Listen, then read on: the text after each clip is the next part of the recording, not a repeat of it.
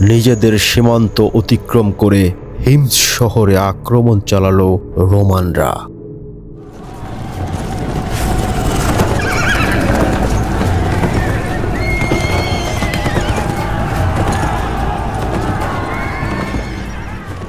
হত্যা ও লুটপাট শেষে অনেক মুসলমানকে বন্দী করে নিয়ে গেল তারা। দামেস্কে বসে এই সংবাদ পেলেন সুলাইমান বিন আব্দুল মালিক। তেলে বেগুনে জ্বলে উঠলেন তিনি। ক্রুদ্ধ কণ্ঠে বলে উঠলেন, আমি হয় কনস্টান্টিনোপল জয় করব, নয়তোবা মৃত্যুকে বেছে নেব। দ্রুত নিজের ভাই মাসলামা বিন আব্দুল মালিককে নির্দেশ দিলেন সেনাবাহিনী গঠন করতে। বিভিন্ন শহর থেকে সংগ্রহ করা হলো সেনা। মিশরের গভর্নরকে নির্দেশ দেয়া হলো জাহাজ পাঠাতে। বিশাল বাহিনী নিয়ে মাসলামা বিন আব্দুল মালিক রওনা হলেন কনস্টান্টিনোপলের পথে।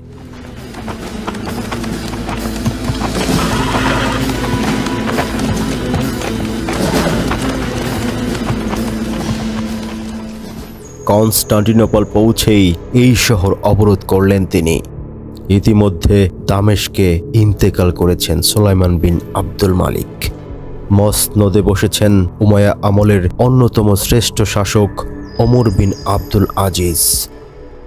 সার্বিক পরিস্থিতি বিচার করে মাসলামাকে ফিরে আসার নির্দেশ দিলেন তিনি। মাসলামা ফিরে এলেন বটে, কিন্তু তার অভিযানের মূল উদ্দেশ্য একেবারে ব্যাহত হয়নি। তিনি অনেক বন্দীকে মুক্ত করতে সক্ষম হয়েছিলেন। একদিন তিনি একজন রোমানকে বন্দী করেছিলেন, পরে দুজন মুসলমান বন্দীকে মুক্ত করার বিনিময়ে তাকে তিনি মুক্তি দেন।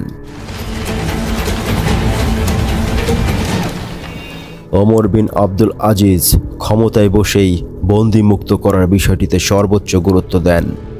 পূর্ববর্তী খলিফাদের সময় যেসব মুসলমানরা রোমানদের হাতে বন্দী হয়েছিল, যে কোনো মূল্যে তাদের মুক্ত করতে তিনি ছিলেন বদ্ধপরিকর।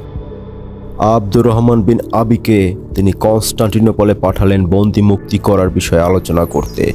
আব্দুর রহমান বললেন, আমি বলবো আমাদের একজনের বিনিময়ে তাদের একজনকে মুক্ত করে দেওয়ার জন্য, কিন্তু তারা যদি এতে রাজি না হয়। ওমর বিন আব্দুল আজিজ বললেন, তাহলে তাদের সংখ্যা বাড়াবে, তাদের দুজন আমাদের একজন। আব্দুর রহমান বললেন, যদি তারা এতেও রাজি না হয়, যদি তারা বলে আমাদের একজনের বিনিময়ে তাদের চারজনকে মুক্তি দিতে হবে। খলিফা বললেন, তারা যা চায় তাই মেনে নেবে। আল্লাহর কসম, আমাদের হাতে যত মুশরিক আছে তাদের সবার চেয়ে একজন বন্দী মুসলিম আমার কাছে অধিক প্রিয়। Gazne tahtı meşru varisi Mesud'u ardından da bozanın kellesini alacağız. Abdur Rahman কনস্টান্টিনোপলে গেলেন। দ্বিপাক্ষিক আলোচনা শেষে উভয় পক্ষে একটি চুক্তি হলো। এই চুক্তি অনুসারে একজন মুসলমানের বিনিময়ে দুজন রোমানকে মুক্তি দিল উমাইয়া প্রশাসন। এভাবে রোমানদের হাতে বন্দী থাকা মুসলমানদেরকে তিনি মুক্ত করলেন। ওমর বিন আব্দুল আজিজ এই দূতের সাথে বন্দীদের উদ্দেশ্য করে একটি পত্র পাঠিয়েছিলেন, যেখানে তিনি তাদেরকে সান্ত্বনা দিয়ে বলেছিলেন, তোমাদের সকল পুরুষ ও মহিলা, বয়স্ক ও শিশুকে মুক্ত করবে ইনশাআল্লাহ। ওমর বিন আব্দুল আজিজ শুধু রোমানদের হাতে থাকা মুসলমানদের মুক্ত করে ক্ষান্ত হননি। জর্ডানের উপকূলে কিছু মুসলমান বন্দী ছিল, তিনি তাদেরকে মুক্ত করার উদ্যোগ নেন। রাবিয়া বিন আতাকে অনেক অর্থ দিয়ে তিনি জর্ডানে পাঠান এবং তাদের মুক্ত করে আনেন। বন্দী মুক্ত করার ক্ষেত্রে খলিফা এতটাই আগ্রহী ছিলেন যে একজন বন্দী মুসলমানের মুক্তির বিনিময়ে তিনি 10 জন খ্রিস্টানকে মুক্তি দিতে রাজি ছিলেন। বন্দীদের মুক্ত করার জন্য খলিফা ওমর বিন আব্দুল আজিজ একের পর এক পদক্ষেপ নিয়েছিলেন। যখনই খবর পেতেন কোথাও কোনো মুসলমান বন্দী হয়েছে, তখনই তাকে মুক্ত করার চেষ্টা চালাতেন। একবার খলিফার দূত গেলেন কনস্টান্টিনোপলে। একদিন শহরের রাস্তায় হাঁটার সময় তিনি দেখলেন একজন অন্ধ ব্যক্তি রাস্তার পাশে গম চূর্ণ করছে এবং কোরআন তিলাওয়াত করছে। দূত তাকে সালাম দিলেন, লোকটি কোনো জবাব দিল না। দূত এভাবে 3 বার সালাম দিলেন। শেষে লোকটি বলল, এই দেশে সালাম আসলো কোত্থেকে? দূত বললেন, আপনার বৃত্তান্ত কি আমাকে বলুন। লোকটি বলল, আমাকে রোমানরা বন্দি করে সম্রাটের সামনে নিয়ে এসেছে। সম্রাট আমাকে প্রস্তাব দেয় তাদের পক্ষ থেকে সাহায্য করতে। আমি প্রস্তাব ফিরিয়ে দিলে আমাকে অন্ধ করে দেয়া হয়। আমাকে প্রতিদিন গম দেয়া হয় তা চূর্ণ করার জন্য, বিনিময়ে খাবারের রুটি দেয়া হয় আমাকে। দূত দামেস্কে ফিরে খলিফাকে বিস্তারিত জানালেন। খলিফা এই মর্মান্তিক ঘটনা শুনে কান্না করতে থাকেন। তিনি এত বেশি কান্না করেছিলেন যে তার পুরো চেহারা ভিজে গিয়েছিল। তিনি তখনই রোমান সম্রাটের উদ্দেশ্যে পত্র লিখলেন। পত্রের ভাষ্য ছিল, আমার কাছে সংবাদ এসেছে আপনি একজন মুসলিম ব্যক্তিকে বন্দী করে রেখেছেন। দ্রুত তাকে মুক্তি দিন, নইলে আমি এমন এক বাহিনী পাঠাবো যার অগ্রভাগ থাকবে আপনার শহরে আর পেছনের অংশ থাকবে আমার শহরে। Gün gelir, yalız kılıç keser. Ol sebep, gayrı tek yol cenktir. খলিফার এই পত্র পেয়ে রোমান সম্রাট ওই ব্যক্তিকে মুক্তি দিয়ে খলিফার কাছে পাঠিয়ে দেন। মুসলিম শাসকরা বন্দিমুক্ত করার ক্ষেত্রে ছিলেন খুবই সচেষ্ট।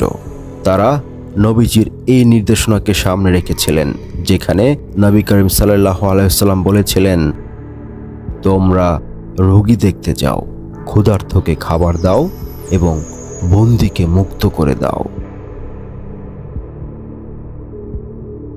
ইতিহাসের পাতায় এমন সহস্র বর্ণনা বিদ্যমান, যা থেকে স্পষ্ট হয় মুসলমানরা কতটা গুরুত্ব দিয়ে নিজেদের বন্দী ভাই বোনদেরকে উদ্ধার করতেন। কিন্তু আফসোস, বর্তমান সময়ে এসে এই বিষয়টি আমাদের কাছে গুরুত্ব হারিয়েছে।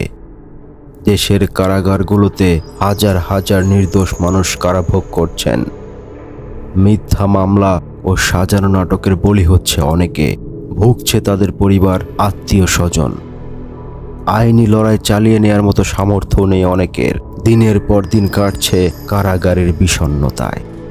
একদিকে তারা ভুগছেন কারাগারের ভেতরে, অপরদিকে অনেকের পরিবারের নেই সামর্থ্য। মামলা চালানো তো পরের কথা, দুমুঠো অন্যের যোগান দেয়াটাই হয়ে উঠেছে অসম্ভব। পরিবারের উপার্জনক্ষম সন্তানকে হারিয়ে দিশেহারা বাবা মা, স্বামীকে হারিয়ে পেরেশান তার স্ত্রী। এমন দৃশ্য একটি দুটি নয়, শত শত। সব আমাদের সামনে আসে না, একটা দুটো আসে। দু একদিন সামাজিক যোগাযোগ মাধ্যমে আমরা ব্যস্ত থাকি তা নিয়ে, কিন্তু কিছুদিন পর আমরা তা আবার ভুলে যাই। 4 years on, there's no trace of the businessman. আমার বাবা তো বেঁচে আছে। আমি আসসালামু আলাইকুম। আশা করি আপনার আমার এই ভিডিওটি ভালো লেগেছে, আর যদি ভালো লেগে থাকে তাহলে অবশ্যই সাবস্ক্রাইব করে যাবেন, আর যদি আরো ভালো লাগে তাহলে একটা লাইক করে যাবেন। আর আপনার এই ভিডিও সম্পর্কে কি মতামত, সেই মতামতটাও নিচে কমেন্টস বক্সে লিখে যাবেন। আর যদি আরো ভালো লাগে তাহলে শেয়ার করে যাবেন। ধন্যবাদ।